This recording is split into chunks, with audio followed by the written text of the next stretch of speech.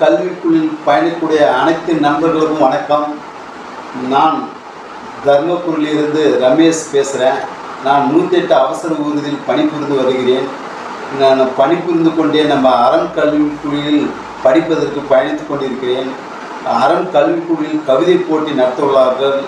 அந்த போட்டியில் நான் கலந்து கொள்ள விரும்புகிறேன். என்னுடைய உயிரை பற்றி ஒரு கவிதை, நம்ம பணிபுரியும் வேலை பற்றி நான் ஒரு கவிதை எழுதியுள்ளேன்.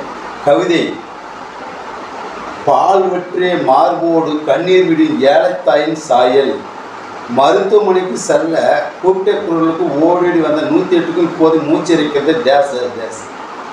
வலியை சுமந்து கொண்டு வலியை கேட்டு விரியும் இதன் ஒளி மரண ஓலமாகவே கேட்கிறது. மூச்சு விடும் ஆக்சிஜன் சிலிண்டர்களால் உடலை கவ்வி பிடித்திருக்கும் உயிரோடு இதன் படையெடுப்பில் மருத்துவமனை தூக்கம் தொடர்ந்திருக்கிறது டேஸ் டேஸ்.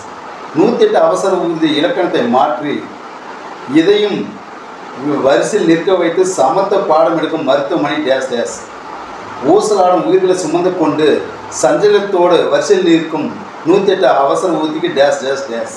நான் 15 வருடங்களாக 108 அவசர ஊர்தியில் பணிபுரிந்து வருகிறேன். பல உயிர்களை காப்பாற்றியுள்ளேன்.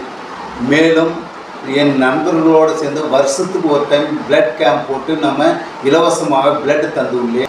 அறம் கல்விக்குழு நம்ம எல்லோருக்கும் நன்மை தருகிறது, இலவச கல்வி தருகிறது. அதேபோல் எல்லாருக்கும் பயனுடைய வகையில் அறம் கல்வி செயல்பட்டு வருகிறது.